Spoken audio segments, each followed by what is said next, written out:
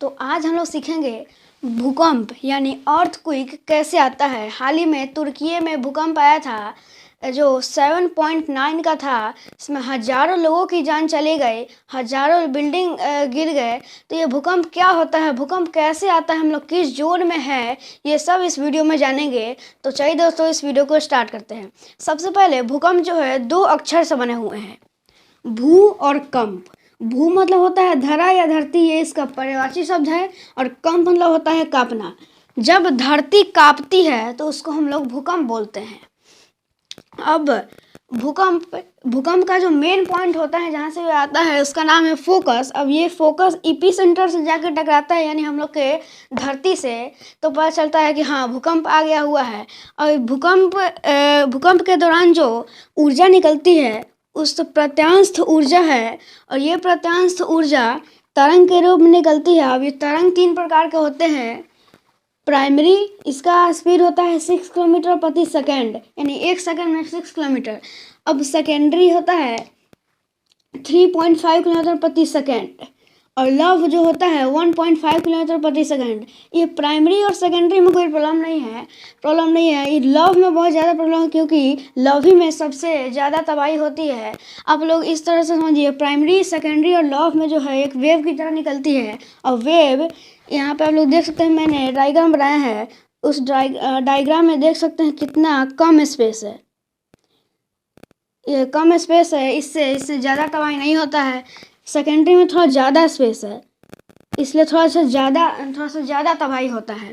और लव में कुछ ज़्यादा ही स्पेस है, इसलिए यहाँ पे बहुत तबाही होता है।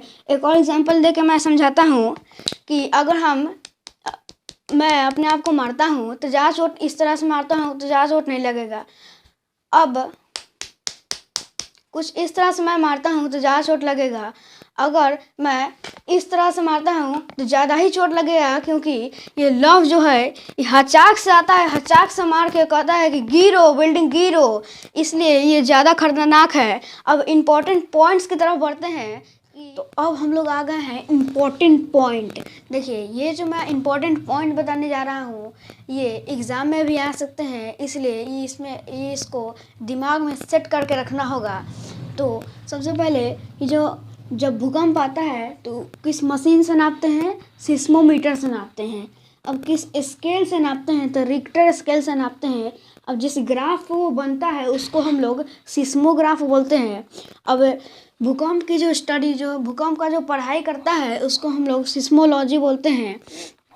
अब जोन है तो हम लोग का बिहार कौन से जोन में आता है? तो चार जोन में आता है, 4th जोन में। देखिए, अब प्रोटेक्शन का बात किया जाए, जब भूकंप आए तो हम लोग कैसे अपने आप को बचाएं, प्रोटेक्ट करें। देखिए, सबसे पहले भूकंप आए तो हम लोग को हड़बड़ाना नहीं है, और कहीं पर भी दौड़ना नहीं है। और लिफ्ट का, और ऊंचे बिल्डिंग पर है तो लिफ्ट का उपयोग कभी नहीं करना है, क्योंकि लिफ्ट का उपयोग करने से आप लोग की जान भी जा सकती है। सीढ़ी से नीचे उतरना है, या वहीं पर टेबल मिल जाएगा, या कहीं पर भी कोना जगह पे आप लोग चले जाइएगा, क्योंकि कोई भी सामान गिरेगा तो बीच में गिरेगा, नहीं तो कहीं और जगह गिरेगा, कोना में तो गिरेगा नहीं। इसलिए आप लोग कोना में या किसी के सामान के नीचे रख जाइएगा। अब भूकंप ख़त्म होने के बाद कभी भी तार के पास या पोल के पास नहीं रहिएगा, क्योंकि हो सकता है उसी समय तार गिर जाए, वायर गिर जाए। तो मैंने आप लोगों को भूकंप यानी अर्थक्वेक कैसे आता है, अर्थक्वेक क्या है, ये सब बता दिया है। आप लोग किस जोन में आते हैं ये कमेंट करके बताइएगा। और ये जो मैंने डायग्राम बनाया है ये कैसा लग रहा है ये भी कमेंट करके बताइएगा। नए हो तो सब्सक्राइब करो, वो जो लाल वाला बटन है उसके साथ सूर्य नमस्कार करो या फिर अनुलोम विलोम, मुझे नहीं पता, बस क्लिक हो जाना चाहिए।